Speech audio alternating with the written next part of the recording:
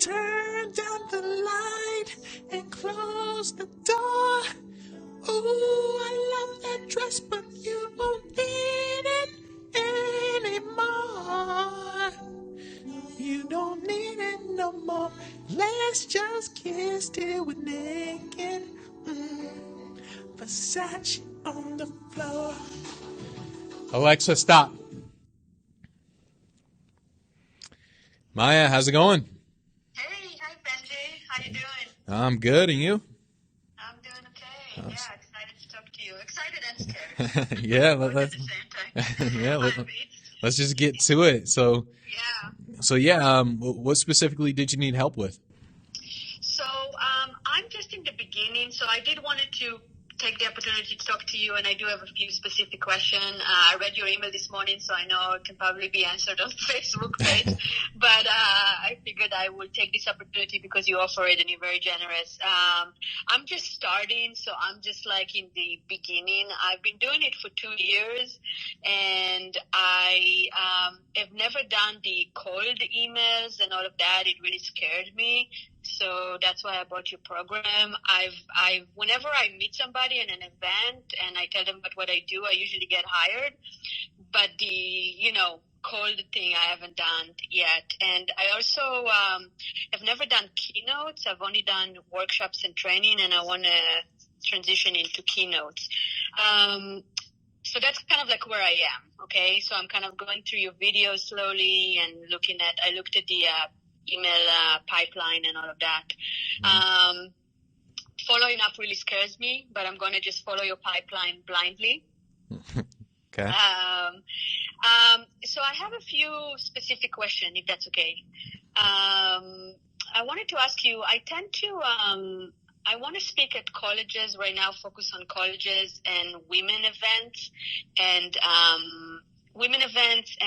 kind of like inspirational healing events, where people from the self-help, self-discovery industry talk at. My topics tend to be very metaphorical. I like to use a lot of metaphors in my writing. They're not simple topics. Is that something that do you think would be for my favor or against me? Okay, so because it's original. Okay. But so I'm not going to answer the question, and let me tell you why. Because you don't want to think in terms of topics. You want to think in terms of positioning. So a lot of speakers, they're thinking about topics like, oh, what should my topic be? And I speak about this thing. It's not about topics. It's about how you position yourself. So when you said colleges and women events, you ultimately have to pick one. You can't say both. So because the positioning is very different. So the way you're going to position yourself for colleges is you're basically an entertainer. You're basically going to say, this is the hilarious college presentation that the students are just going to die laughing. You're going to position it that way as literally entertainment. With the women conferences, you're going to position it as female empowerment. It's more like what Sheryl Sandberg does. And so the positioning has to be completely different. The topics are naturally going to come out of your positioning, but you focus on the positioning first. So are you at the computer right now? Yes. Okay, so if you go to this guy's website, Mike Kerr, MikeKerr.com. I'm sorry, can you just repeat it? M-I-K? M-I-K-E and then Kerr.com. So if you look at the positioning of his website, then you'll see that it's strictly like, his whole thing is humor at work. And so his thing is he's focusing on, obviously he's focusing on the entertainment value of his presentation. Like, hey, bring me in. It's going to be a really fun, engaging presentation. It's more about the culture of the whole thing. And he's focusing literally humor at work. That's his whole positioning. And the topics and everything stem from that. And then if you also go to like where it says keynotes and workshops and then it says why book Michael, if you click on there and then you read what he wrote, so like if you scroll down a little bit, then you'll read just little things like it says he tailors his message, just little things like he's a professional. His presentations includes tons of stuff. There's safe humor, like little things like that. Safe humor, that's a really big one with companies. And whereas, let's say you're doing colleges, you wouldn't talk about safe humor. They don't care about safe humor with colleges. They're like, no, we just want you to have everybody die laughing. So you want to focus on something like your positioning rather than topics. Another person, Gotcha. yeah, Linda Larson. So if you go to her, she's actually like female empowerment type thing, but she also, her positioning is more like, hey, it's an entertaining presentation, that sort of thing. Can I ask you a few follow-up questions to everything you just said? Mm-hmm. So, is originality can be a positioning? What do you mean? Like you say it's an original presentation, or? Yeah, yes, it's an original. So the topic is so your positioning is based on what they want, not what you want to sell them. So is what do they pay for, not what do you feel like selling them. So like if you look at Michael Kerr, Linda Larson, if you go to johnpetz.com, JONPETZ.com, and if you go to bradmontgomery.com, they're all basically saying the same thing. I'm a motivational speaker. It's a funny presentation. It's engaging. Everyone's saying the same thing. They're not saying it's original, nothing like that. The originality comes from the actual presentation itself. It's like Brad, I think Brad and John are actually magicians. So I think they include magic in their thing.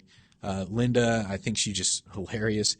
And then Michael, the Mike guy, I think he's just interactive too. I don't know any of these people. Like I haven't met them or anything, but like that's how you want to think in terms of you get the right positioning based on what do they pay for. So if you're looking for the first, you figure out, all right, let me go after the women empowerment or the women conferences. Then it's going to be all about women empowerment. I would study Sheryl Sandberg, and then I'd basically do the positioning based on how she positions herself.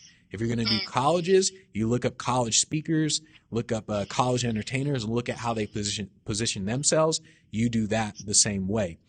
The more you try to do yourself in terms of not copying others, the more you try to do it yourself, the more likely it's just going to be hard to succeed, because you want to figure out, well, who's already at the top? Let me just model them. Like you literally copy successful people. And then once you have it down, then you start adding your own stuff into it. But you don't do it in the beginning. Like in the beginning, you don't try to have original ideas or anything. I mean, you can try, but there's no reason to try when they've already figured it all out already. Right. And so, yeah, that's what you do. No, thank you. So if I want to go, let's say I want to go for both. So is it 2 websites or is it 2 tabs inside a website? Yeah, it's gonna be 2 websites, but you don't want to go for both. And the reason is because the amount of focus that you have to have in order to succeed at anything is going to be ridiculous. And so you have to become obsessed with the market itself to the point where you know the ins and outs of how they think, like where to get the leads, everything, like what they're going to say to you, the objections, everything. So if you're trying to do both, you're trying to figure out, well, what do colleges really want? Like, what are the objections? How do I find the colleges? Who do I talk to? And then you're trying to do women empowerment. You're trying to think of the same thing. So you're splitting your focus. You're now saying, well, all right, women empowerment, like, how do I do the positioning with that? Now I got to get a website up with that. You're doing too much at once, and you're going to end up getting nothing done. So you pick one first and you say, I'm going to work on this one until I reach, let's say 150,000. Then once you do that, then you add on another one, and then you add on another one and another one, and things like that. But you don't do both to begin with. And that's actually what I wanted to tell you. When I went to your website, that was the first thing that I noticed. It was like incongruent messaging. It's like you have entertainment, motivational speaking, youth speaking, curriculum design, positive thinking, work-life balance. There's a pop-up that says meditation. It's like, it's too much. And so, it's kind of like there's no positioning whatsoever. And so, that's the thing. And then also, I mean, ultimately you're going to have to redo the website altogether. Because like if you look at, on mobile, it's like when I go to your website on the phone, first thing is that pop-up thing. So you definitely want to get rid of the pop-up, because everyone hates that on phones. And then it's kind of like you have that, it's called a splash page. The first thing that they see, you have enter motivational, enter entertainment, and then enter full site. So I have to now click on one of them. So now I at this point I already had to click once to close a pop-up. Now I got to click a second time just to get into your site. Now when I click enter the full site and I scroll down, now I'm like scrolling through, and at this point it's like I mean there is one video there, but at this point it's kind of like I'm kind of clicking too much to find out things. So you don't want that to happen on your site. Yeah. Oh, and then No, I totally get it. Yeah, I totally get it. No, thank you. Now, I had a few other questions for you. So, I notice people on the Facebook group, they always say that the emails that they share are emails from assistant. I don't have an assistant, but when I contact events, should I pretend like I'm an assistant or could I just send them an email directly that I am the speaker and I am booking for myself? Well, I tell people that's technically up to you. I know that, I know that having an assistant, they can say things and do things that you personally can't. So an assistant will get a better response and everything. And so it's technically up to you, but yeah, I'll just say that having an assistant, you do get a better response because, I tested out the different types of emails, and the assistant, they can do things that you can't. Like if someone says, "Can we talk on the phone?" and the assistant says, "Oh, Maya, like she only talks on the phone after you schedule or after you send a deposit because she has so many people or just wanting to schedule a call, blah, blah, blah." Like an assistant can do that, but if you do that, you just sound like an asshole. It's like, yeah, you're like, absolutely not. I won't. So now everyone's like, yeah, we're not going to hire her. So is it weird to send emails like from assistant even though it's for me? Or you recommend that, or wait until I can hire an assistant and then do it that way? Well, I tell people it's always up to you. Like the whole assistant thing, yes, it's just up to you in terms of what you want to do with that. But do you know people in the program who pretend to be an assistant when they send emails? Oh yeah, plenty of people. Oh, okay. Yeah, I just didn't know if it's like considered bad practice. You know what I mean, like blind or bad practice. Or I mean that was how like I did it when I was starting, like when I was in high school or maybe college. But I did it because I realized that people responded very differently, and a lot of people are going to say, "Oh, it's unethical," all this sort of stuff, but you got to understand that there isn't a single successful person out there who hasn't broken the rules that other people wouldn't consider, oh, that was unethical or whatever. Everyone who keeps saying that sort of stuff, I guarantee you they're not successful. Like, guarantee you. There isn't a single successful person who hasn't done something that others wouldn't consider unethical. And so, yeah, it's not like, it just comes down to, it's ultimately your decision, but you just got to remember, like, it's just your decision, really. Okay. Now, I looked at the email pitch, at the whole email pipeline. Do you have is there an example there of a written email pitch? I couldn't find that. So, like an example. Yeah, if you go to the event finder and then like on the right side it says email conversation, and then you'll see like the conversation that I had with someone a while ago. And this was to show two things. Like it was to really show the amount of follow-up I did to get the gig, because I think I followed up for like a year before I finally got the gig. But yeah, there's that. The pitch, you don't want to think in terms of having an exact template for a pitch, because it's almost like saying, is there a template for a conversation?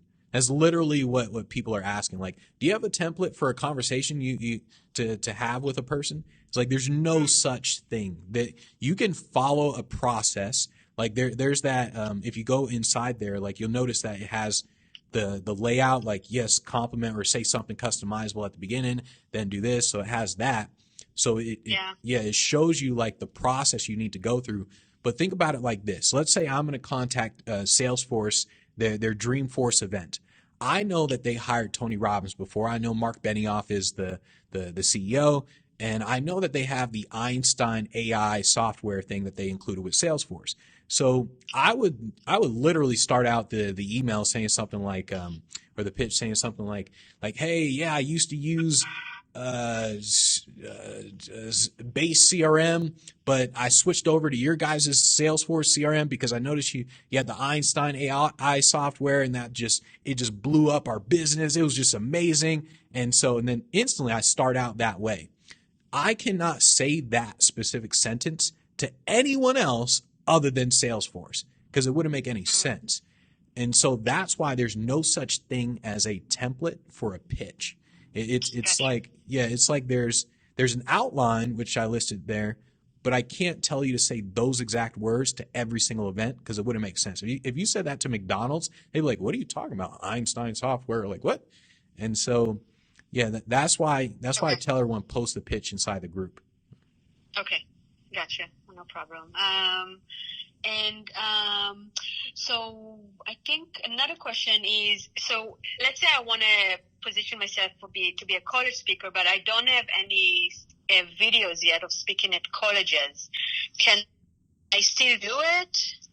I mean, how do I go around that? Yeah. So first, use the pictures that are inside the Speak Pro Academy for the website. So you'll have crowd pictures and all that stuff. So use those pictures. Those are mine, so you don't have to worry about getting sued for copyright or anything like that. So yeah, use those pictures. And then for the video, what you do is you hire a videographer, pay him $500, $600, or however much videographer a cost to film a quick like about me story. And so it's very similar to like the one that I have on my website. You have them film a quick about me story where it's like some nice B-roll footage and all that. And in there, it's more you're going to basically talk about the college type of presentation. So it's more like that's basically what it's going to be. It's more like kind of like an inspirational about me humor type of video that you'll make for the colleges, and then use that as your main demo until you can actually get footage of other stuff. Okay. And I was actually going to do that. I just didn't know if I need also footage of speaking in front of colleges. Yeah. Okay. Yeah. And the footage you have right now of you doing the workshops, post that too. Like you got to remember, even the way I started from entertainment and then went to corporate. All I had with entertainment was me performing in restaurants. And still I said, I'm a motivational speaker. Hire me for your event with 1,000 people. And so that's ultimately what you're doing. It's better to have that footage of your workshops than to have no footage, and you can still use that for the colleges. Okay, gotcha. And what was Linda's last name? Larsen, Larsen.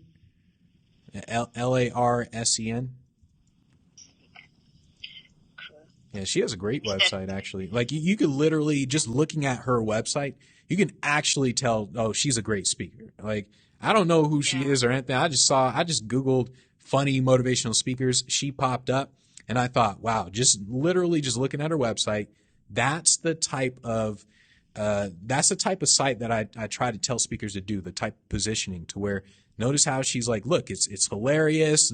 There's some thing on her head. And like, I don't even have to watch the video. I just see the audience reaction, everything. I'm like, this looks like a great speech. I haven't even clicked on the thing. It just looks like a great speech. Yeah.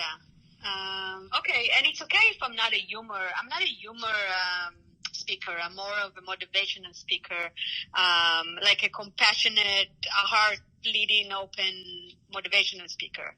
Yeah. Yeah, I mean, it doesn't matter in terms of all that. You just got to focus on selling the actual speech. Right. Okay, great. Thank you. Those are kind of like the questions that I had.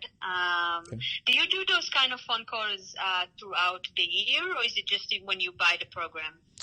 Well, it's going to be essentially throughout the year. There is no specific time or dates on when I do these.